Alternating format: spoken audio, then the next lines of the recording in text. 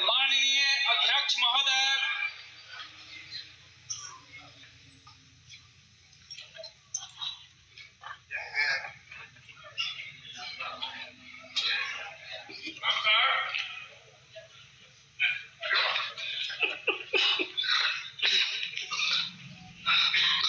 सभा की कार्यवाही प्रारंभ की जाती है।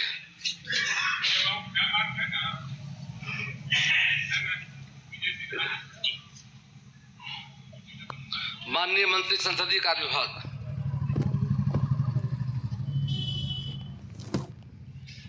अध्यक्ष महोदय, मैं प्रस्ताव करता हूं कि यह सदन बिहार विधानसभा की लोक लेखा समिति, प्राक्कलन समिति एवं सरकारी उपक्रमों संबंधी समिति के गठन वर्ष 2025-27 की शेष अवधि यथा गठन संबंधी अधिसूचना निर्गत होने की तिथि से 31 मार्च 2027 तक के लिए बिहार विधानसभा की प्रक्रिया तथा कार्य संचालन नियमावली के नियम क्रमशः 237(1), 240(1) एवं 241(1) के परंतुक के तहत निर्वाचन प्रक्रिया को शिथिल कर अध्यक्ष बिहार विधानसभा उन समितियों के सदस्यों का मनोनयन करें। प्रश्न यह है कि यह सदन बिहार विधानसभा की लोक लेखा समिति, प्राक्कलन समिति एवं सरकारी उपक्रमों संबंधी समिति के गठन वर्ष 25 से 27 की शेष अवधि तथा गठन संबंधी सूचना निर्गत होने तिथि से 31 मार्च 27 तक के लिए बिहार विधानसभा की प्रक्रिया तथा कार्य संचालन नियमावली के नियम क्रमशः 237(a), 240(a) एवं 241(a) के परंतु के तहत निर्वाचन प्रक्रिया को शिथिल कर अध्यक्ष बिहार विधानसभा उन समितियों के सदस्यों का मनोनयन करें जो इस प्रस्ताव के पक्ष में है वह हाँ कहें, जो इस प्रस्ताव के विपक्ष में वो ना कहें। मैं समझता हूं कि पक्ष में बहुमत है, यह प्रस्ताव स्वीकृत हुआ। माननीय मंत्री संसदीय कार्य विभाग।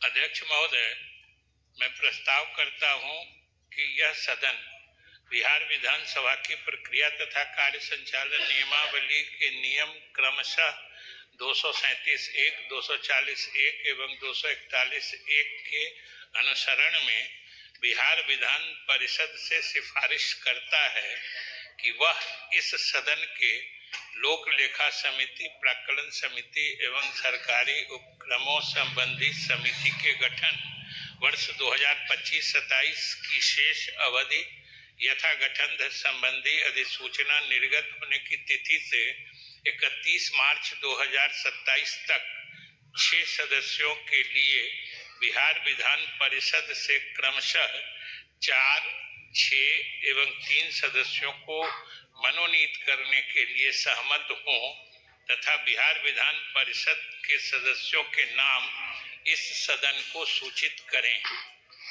प्रश्न यह है कि यह सदन बिहार विधानसभा की प्रक्रिया तथा कार्य संचालन नियमावली के नियम क्रमशः 237(a), 240(a) एवं 241(a) के अनुसरण में बिहार विधान परिषद से सिफारिश करता है कि वह इस सदन के लोक लेखा समिति, प्राक्कलन समिति एवं सरकारी उपक्रमों संबंधी समिति के गठन वर्ष 25 से 27 शेष अवधि तथा यथा गठन संबंधी सूचना निर्गत होने की तिथि 31 मार्च 27 तक 7 सदस्यों के लिए बिहार विधान परिषद से क्रमशः 4, 6 एवं 3 सदस्यों को मनोनीत करने के लिए सहमत हों तथा बिहार विधान परिषद सदस्यों के नाम इस सदन को सूचित करे।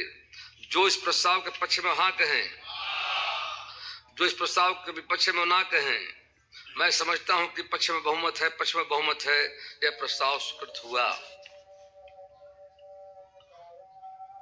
प्रभारी मंत्री सामान्य प्रशासन विभाग। अध्यक्ष महोदय, मैं भारत के संविधान के अनुच्छेद 323(2) के तहत बिहार लोक सेवा आयोग का वर्ष 2023-24 एवं 2024-25 का वार्षिक प्रतिवेदन की एक एक प्रति को सभा पटल पर रखता हूं। प्रभारी मंत्री जल संसाधन विभाग।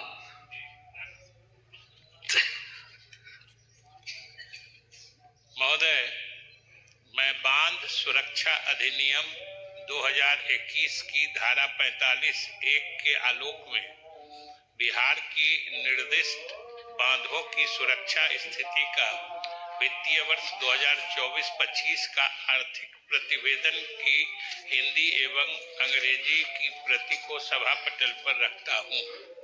प्रभारी मंत्री पंचायती राज विभाग।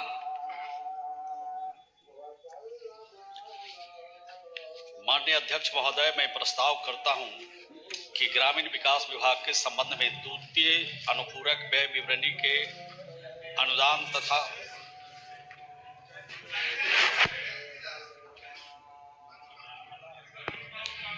अध्यक्ष महोदय, मैं बिहार पंचायत राज अधिनियम 2006 की धारा 146(2) के आलोक में बिहार राज्य निर्वाचन आयुक्त नियुक्ति एवं सेवा शर्त संशोधन नियमावली 2025 की एक प्रति सभा पटल पर रखता हूं।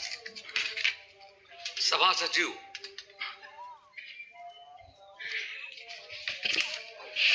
अध्यक्ष महोदय, बिहार विधानसभा की प्रक्रिया तथा कार्य संचालन नियमावली के नियम 267 के अंतर्गत मुझे प्रतिवेदित करना है कि विभिन्न विषयों के संबंध में पटल पर रखे गए विवरण के अनुसार 6 याचिकाएं प्राप्त हुई हैं। अब वित्तीय कार्य लिए जाएंगे। माननीय सदस्यगण, वित्तीय वर्ष 25-26 के द्वितीय अनुपूरक व्यय विवरण में सम्मिलित अनुदानों के मांगों का व्यवस्थापन होगा। उक्त विवरण में सम्मिलित अनुदानों के मांगों की कुल संख्या 43 है। आज इसके लिए एक ही दिन का समय निर्धारित है। अब तक किसी एक विभाग के अनुदान की मांग के प्रस्ताव पर वाद विवाद तथा सरकार का उत्तर एवं मतदान हो सकता है। मैं मांग संख्या 42 ग्रामीण विकास विभाग को लेता हूं। इस पर वाद विवाद तथा सरकार का उत्तर एवं मतदान होगा। शेष मांगों का व्यवस्थापन गिलोटिन मुखबंद द्वारा किया जाएगा।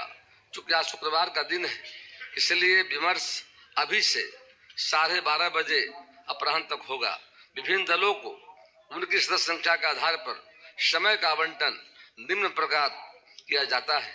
इसी क्रम में सरकार को उत्तर के लिए भी समय दिया जाएगा। Bharatiya Janata party 33 minute, Janata Dal United 31 minute, राष्ट्रीय Janata Dal 9 minute, Lok Janshakti Party Ramvilas 6 minute, Indian National Congress 2 minute, Hindustani Awam Morcha 2 minute, AIM 2 minute, Rashtriya Lok Morcha 1 minute, CPI-MLL 1 minute, CPI-M 1 minute, Bahujan Samaj Party 1 minute, Indian Inclusive Party 1 minute. माननीय मंत्री ग्रामीण विकास विभाग अपनी मांग प्रस्तुत करें।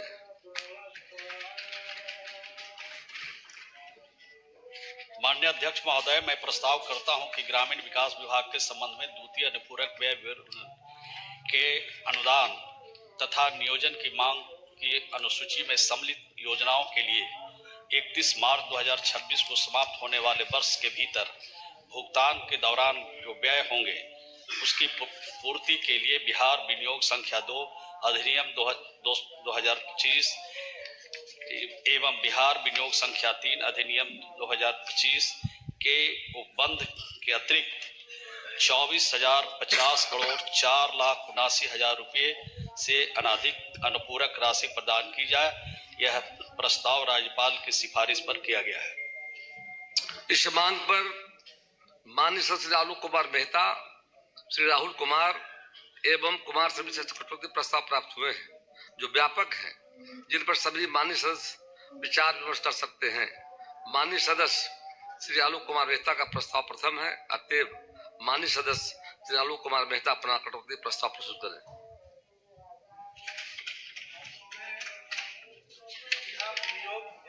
2025 पर 10 रुपए कटौती की मांग पेश करता हूं। 9 मिनट बोलना आपको। वो समय दिया गया है राष्ट्रीय जनता दल को 9 मिनट का। महोदय, नहीं बोलना चाहते हैं? अध्यक्ष महोदय, बैठ जाइए। अध्यक्ष महोदय, ये द्वितीय अनुपूरक बजट पेश किया गया है।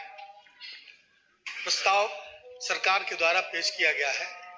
प्रथम जो बजट था, मूल बजट, उसमें लगभग 3.16 लाख करोड़ का प्रावधान था। यह बजट लगभग 92,000 करोड़ का प्रस्तावित प्रावधान है। मैं कहना चाहता हूं कि बजटीय अनुमान में कमी की वजह से और वित्तीय कुप्रबंधन की वजह से बार बार सप्लीमेंट्री बजट लाने की आवश्यकता पड़ती है। यह कोई कोरोना काल नहीं है कि विशेष परिस्थिति में तृतीय बजट पेश किया जाए और हर बजट का साइज जो है, अनुमान और जो वास्तविकता है, दोनों के बीच इतना अंतर हो जाए कि हर बजट में 1/3 के बराबर का बजट पेश किया जाए। यह ऐसा प्रतीत होता है कि जो बजट बनाया जाता है शुरू के वर्ष के शुरू में, उसमें सीरियसनेस नहीं है, उसमें सारे प्रावधानों को व्यवस्थित ढंग से विचार नहीं किया जाता, इसलिए बार बार ऐसे सप्लीमेंट्री बजट की आवश्यकता पड़ती है। बजट बढ़ाने के पीछे और भी कारण है। जैसे जो योजनाएं लागू हुई, उन योजनाओं में यदि देर होती है तो उससे वित्तीय भार सरकार पर पड़ता है। ऐसा लगता है कि यह कॉमन प्रैक्टिस हो गया है कि किसी भी योजना का बजट पास कर दो और उसके बाद निर्धारित समय सीमा तक वो पूरा न करे और उसके बाद उसको एक्सटेंड करके और उसका बजट बढ़ा दो। यह ऐसा लगता है कि ठेकेदारों की जो मांग है उस पर आधारित इस तरह के प्रावधान किए जाते हैं। यह इस पर रोक लगनी चाहिए। महोदय, सरकार द्वारा द्वितीय अनुपूरक बजट मांग पेश करना यह दर्शाता है कि वित्तीय मामले में सरकार किस तरह कैजुअल अप्रोच अपना रही है। प्रथम अनुपूरक बजट मांग के बाद दूसरा अनुपूरक बजट इस बात का प्रमाण है। मूल बजट की राशि जिसमें कौन सी ऐसी परिस्थिति उत्पन्न हो गई कि बार बार बजट लाने की आवश्यकता पड़ गई। Fiscal responsibility and budget management act 2003 भी इस तरह के प्रावधान विशेष परिस्थिति में इस तरह की इजाजत देता है। इसलिए वित्तीय निर्धारित सीमा के अंदर यदि वित्तीय ये अतिरिक्त व्यय FRBM एक्ट में फिस्कल डेफिसिट वित्तीय घाटा की निर्धारित सीमा के अंदर है। अगर सकल घरेलू उत्पाद GDP के 3% की सीमा से अधिक है तो क्या आज कोरोना या इस तरह की आपदा वाला समय है? आपदा तो असमय है, अभी कटाव चल रहा है, बाढ़ की स्थिति आई, लेकिन ऐसा लगता ही नहीं है कि उसके ओरिएंटेशन के हिसाब से बजट का प्रावधान किया जा रहा है। अनुपूरक बजट में संसाधन कहां से आएंगे? क्या वो लोन लिया जाएगा या फिर जनता पर टैक्स लादा जाएगा? इस बात का भी जिक्र बजट के अंदर होना चाहिए था, लेकिन यह नहीं है। सरकार के सामने कई प्रश्न हैं। यह साफ करना चाहता हूं कि अनुपूरक बजट विकास का नहीं बल्कि सरकार की विफलताओं को छिपाने का बजट है। और वर्षों तक सरकार साल की शुरुआत में ही यदि अनुमान आय व्यय का अनुमान सही ढंग से लगा ली होती तो इस तरह के बजट लाने की आवश्यकता नहीं होती। स्थापना एवं प्रतिबद्धता व्यय में वृद्धि का औचित्य समझ में आता है, लेकिन जहां तक योजनाओं पर व्यय का सवाल है यह तार्किक प्रतीत नहीं होता। अतिरिक्त सरकार कहती है कि इसमें योजनाओं के लिए अतिरिक्त राशि मांगी गई है, लेकिन मैं पूछना चाहता हूं कि पिछले बजट में आवंटित राशि का क्या हुआ? जहां प्रगति रिपोर्ट नगण्य है, जहां एक एक फाइल महीनों तक धूल फांक रही है, वहां नई राशि का मांगना जनता के आंखों में धूल झोंकने जैसा है। सबसे बड़ी बात है कि सरकार वित्तीय अनुशासन में फेल हो गई है। राजस्व संग्रह कमजोर है, केंद्र पर निर्भरता बढ़ रही है और सुधारों पर कोई ध्यान नहीं। क्या यही सुशासन है? क्या यही विकास की परिभाषा है? मेरा मानना है कि बजट केवल आंकड़ों का खेल नहीं होता, बल्कि यह सरकार की नीयत का आईना होता है। लेकिन यह अनुपूरक बजट से स्पष्ट दिखाई पड़ता है कि सरकार के पास न दृष्टि है, न योजना है, न जिम्मेवारी दिखाई पड़ रही है। राज्य के स्कूलों के हालात खराब हैं, शिक्षकों की कमी, अस्पताल में दवाओं की सुविधा में कमी, लेकिन बजट में इन जरूरतों को बहुत प्राथमिकता नहीं दी गई है। पिछले आवंटनों का हिसाब नहीं दिया गया, न ही निगरानी व्यवस्था को मजबूत की गई, न जवाबदेही। फिर से अतिरिक्त राशि की मांग का मतलब है कि सरकार भ्रष्टाचार और लीकेज पर नियंत्रण करने में असफल है। यह बजट बाढ़, सूखा, शहरों की यातायात एवं जल प्रबंधन की समस्या, ग्रामीण सड़कों के रखरखाव पर सरकार के पास कोई ठोस उत्तर नहीं है, जबकि जनता इन्हीं मुद्दों से परेशान है। सरकार विकास से ज्यादा राजनीतिक लाभ को ध्यान में रखकर निर्णय ले रही है। चुनाव को प्रभावित करने के लिए योजना बनाई जा रही है। महिला रोजगार योजना स्वागत योग्य है, लेकिन महिला रोजगार योजना की सस्टेनेबिलिटी क्या होगी, उसकी फाइनेंशियल सस्टेनेबिलिटी, आगे वह कैसे चलेगा? 2 लाख रुपया आप प्रति हर महिला को कैसे देंगे? और दूसरी तरफ यह भी कहना चाहता हूं कि 1 करोड़ 30 लाख महिलाएं हैं इस राज्य में, नहीं है, लगभग 6 करोड़ से ऊपर महिलाओं की संख्या है। बाकी महिलाओं को क्या हक नहीं है कि वो भी 10-10 हजार रुपया ले? क्या उनको हक नहीं है कि वो भी 2-2 लाख रुपया ले? इस बात का जवाब सरकार को देना होगा, क्योंकि बिहार की महिलाएं, जो बची महिलाएं हैं, वो भी इस बात के लिए अपेक्षा करती है। इसलिए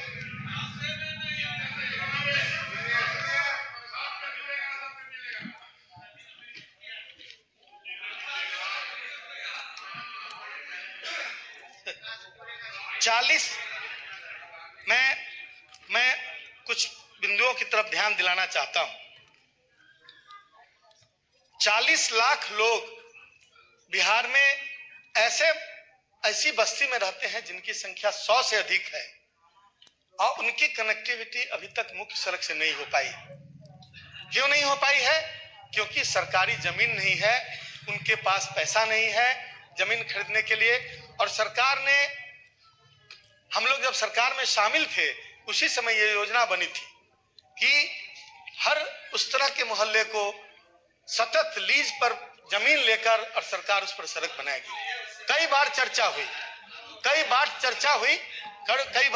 हुई और यहाँ तक कि कैबिनेट में भी इसकी चर्चा हुई। मुख्यमंत्री ने बहुत जोर देकर संबंधित पदाधिकारियों को बोला कि इसको तुरंत इंप्लीमेंट कीजिए, लेकिन आज तक वो लोग अपमान सहने के सिवा उनके पास कोई उपाय नहीं है। जमीन वालों की जमीन दूसरे लोगों की जमीन पर चलते हैं, और सड़क नहीं रहने की वजह से वहां शादी ब्याह भी मुश्किल हो गया है, और जो बीच बीच में उन्हें रोका जाता है, अपमानित किया जाता है, ताकि वो उनकी निजी जमीन पर नहीं चल सके। इस तरह की समस्याएं, नल जल योजना से जुड़ी हुई समस्याएं, लाखों शिकायतें हैं। शिकायतों का बिल्कुल जो तुगलकी डिसीजन होता रहा है कि कभी पंचायत को दे दिया, कभी पीएचडी को दे दिया, और इस बीच में झूलता हुआ आम आदमी, जिसके दरवाजे पर मोहल्ला का मोहल्ला ऐसा पड़ा हुआ, समाप्त हो रहा है। मोहल्ला का मोहल्ला ऐसा पड़ा हुआ है जहां पर अभी तक पाइपलाइन तक नहीं बिछी है। बैठ जाए महोदय, बुलडोजर पर मैं कुछ कहना चाहता हूं। ये बुलडोजर संस्कृति को लाने की, महोदय एक मिनट में अपने समय कम है, बैठ जाइए। बिहार की माननीय सदस्य श्री मनोहर सिंह के बिल्कुल विपरीत है। माननीय सदस्य श्री मनोहर सिंह की समस्याओं पर ध्यान देकर, और महोदय, बुलडोजर संस्कृति को शुरू नहीं होने दिया जाए। जीविका क्या है, मैं सरकार से अनुरोध करूंगा, जीविका के बारे में। माननीय सदस्य मनोहर सिंह जी, प्लीज बैठ जाइए, आपका समय समाप्त हुआ। आलोक बाबू प्लीज, समय समाप्त हो गया। माननीय अध्यक्ष महोदय, प्लीज। माननीय अध्यक्ष महोदय,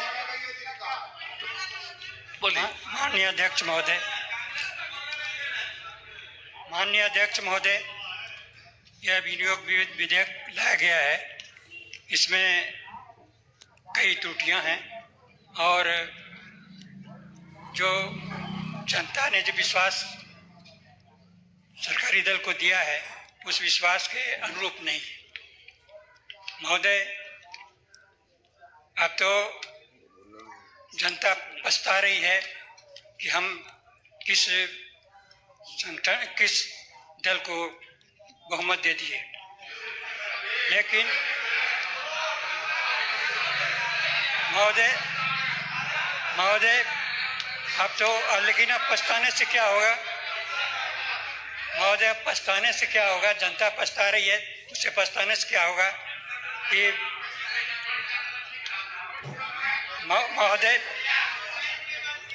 महोदय यह सवाल बात करने का है, टोका टोकी करने का नहीं है। तो मैं सिर्फ यह कहना चाहता हूँ कि आगे दिन पाछे गए गुरु से किया ने हेत, अब पछताए होत किया जब चिड़िया चुग गई खेत।